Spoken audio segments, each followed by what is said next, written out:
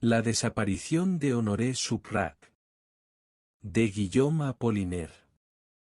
A pesar de sus meticulosas investigaciones, la policía no ha llegado a averiguar aún el misterio sobre la desaparición de Honoré Suprak. Había sido mi amigo, y como yo conocía toda la verdad acerca de lo sucedido, me sentí en la obligación de informar a la justicia sobre lo que había ocurrido. El juez, ante el cual presté declaración, después de haber escuchado mi historia, utilizó conmigo un tono de amabilidad tan exagerado, que no tuve la menor duda de que me tomaba por un loco. Se lo comenté, y él se mostró entonces todavía más amable. Después, levantándose de la silla, me llevó hasta la puerta, y pude observar que su escribano se encontraba de pie, con los puños apretados, listo para saltar sobre mí, como el demente, por el que me tomaban. No insistí más. Y debo reconocer, en efecto, que el caso de Honoré Suprak era tan raro, que la verdad parecía algo increíble.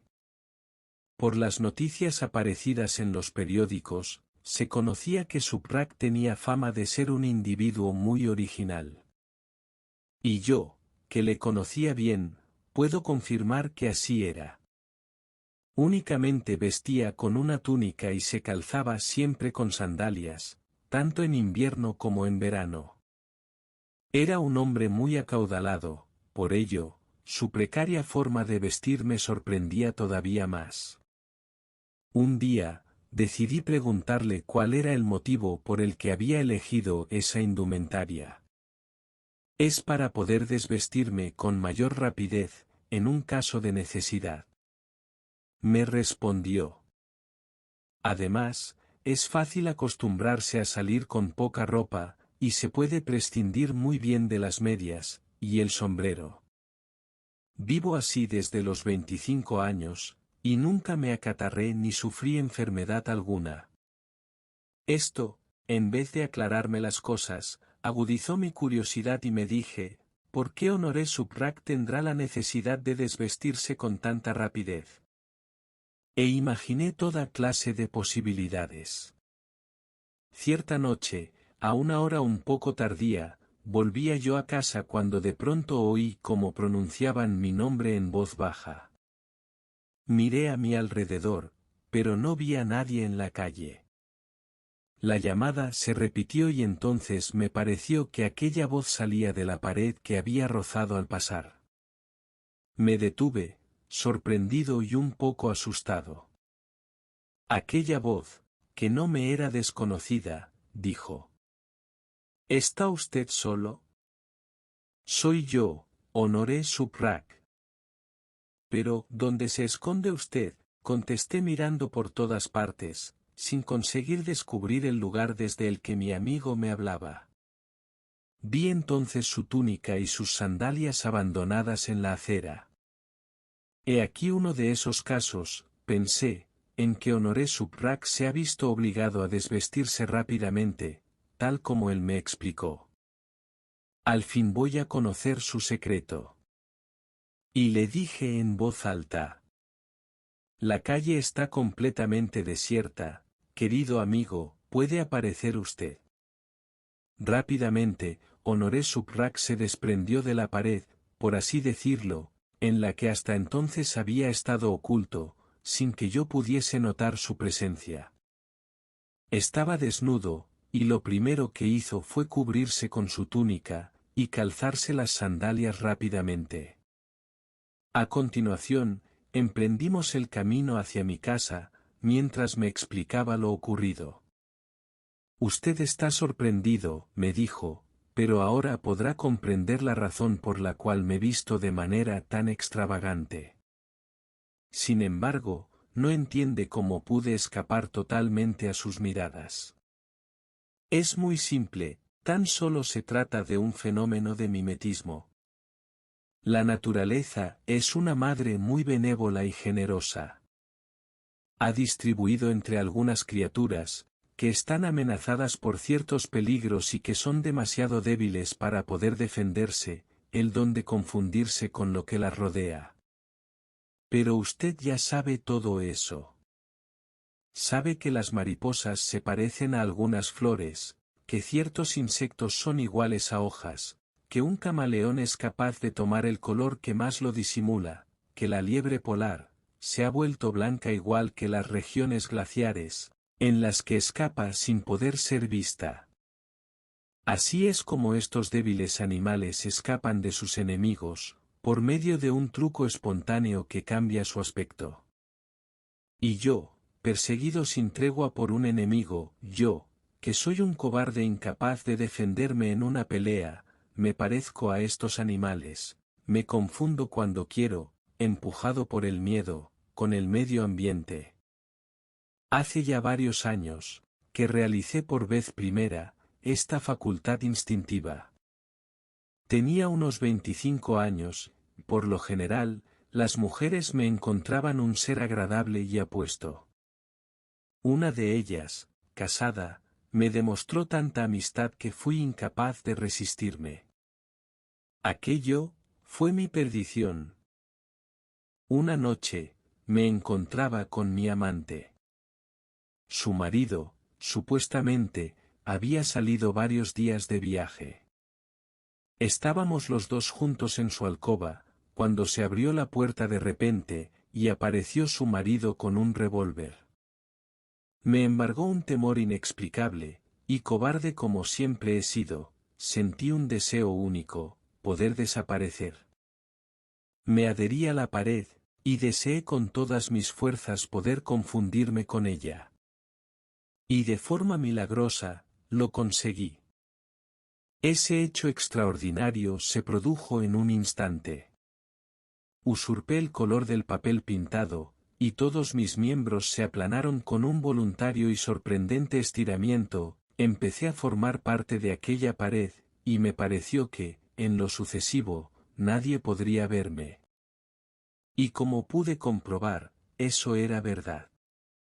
El marido, que me había visto al entrar, me buscaba ahora como un loco por toda la estancia, abriendo armarios, apartando cortinas. Al no poder encontrarme, furioso, disparó contra su mujer. Llorando de rabia y desesperación, finalmente se fue. Cuando hubo abandonado la habitación, mi cuerpo recuperó de manera instintiva su forma y su color originales. Me vestí y salí de allí a toda prisa. Desde entonces, he conservado esta afortunada facultad semejante al mimetismo. El marido, que no pudo matarme entonces, consagró toda su vida a conseguir ese objetivo. Durante años me ha perseguido por todo París, y yo he conseguido esquivarlo gracias a mi extraordinaria facultad. Pero, justamente hace un rato, volví a verlo en la calle por la que usted pasó después. El miedo me invadió nuevamente, y apenas tuve tiempo para desvestirme y disimularme en el muro. Pasó muy cerca de mí, mirando con curiosidad la túnica y las sandalias abandonadas en la acera. Ahora, ya puede usted comprender, el motivo por el que me visto de esta manera, pues no podría practicar mi facultad mimética si me vistiese como todo el mundo. No sería capaz de desvestirme con tanta rapidez para poder escapar de mi perseguidor, y las ropas, aplastadas contra el muro, delatarían mi presencia y convertirían en algo inútil mi capacidad de mimetizarme. Felicité a Honoré Suprak por aquella facultad de la que ahora tenía noticia y que, debo confesarlo, tanto envidiaba. Durante los siguientes días no pensé en otra cosa, y me sorprendí a mí mismo, a cada instante, intentando lograr voluntariamente modificar mi forma y mi color. Intenté confundir mi cuerpo con los muros de las casas, con los troncos de los árboles, con el acero de la Torre Eiffel, pero todos mis esfuerzos fueron inútiles. Jamás conseguí mimetizarme con mi entorno. Por mucho que lo deseaba, no lo conseguía.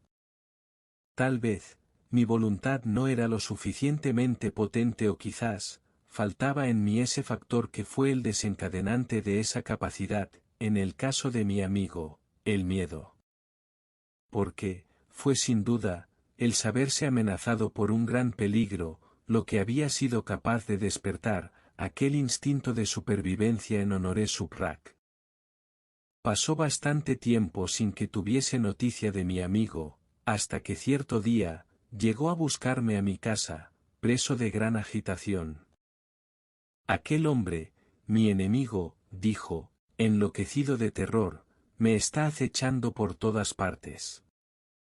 Pude escaparme en 3 ocasiones gracias a mi poder, pero tengo miedo, tengo mucho miedo, mi querido amigo. Me di cuenta de que había adelgazado, y que estaba mucho más demacrado que la última vez que le vi, pero no fui capaz de decírselo. No le queda más que un camino, dije. Para lograr escapar de un enemigo tan obstinado y peligroso, usted debe marcharse lejos. Escóndase en un pueblo. Deje sus asuntos a mi cuidado, váyase a la estación más próxima, y coja el primer tren a algún destino seguro. Me estrechó la mano, con la suya fría y temblorosa, y me dijo agradecido y suplicante. Acompáñeme usted, se lo ruego, tengo tanto miedo. Una vez en la calle, caminamos con paso rápido y en silencio. Honoré Suprak volvía constantemente la cabeza por encima de su hombro, preso de gran inquietud. De repente, se sobresaltó, lanzó un grito y echó a correr, al tiempo que se despojaba rápidamente de la túnica y las sandalias. Vi como un hombre venía corriendo detrás de nosotros. Empuñaba un revólver y apuntaba a Honoré Suprak, que acababa de llegar al paredón de un cuartel. En un abrir y cerrar de ojos, desapareció en él, como por arte de magia. El hombre del revólver se detuvo, atónito, lanzó un grito de rabia, como para vengarse de aquel muro que parecía haberle arrebatado a su víctima, descargó el revólver en el mismo lugar donde antes Honoré Suprak había desaparecido. Después se alejó corriendo. La gente, atraída por el sonido de los disparos, se amontonó en el lugar, pero unos agentes de policía acudieron a dispersarla rápidamente.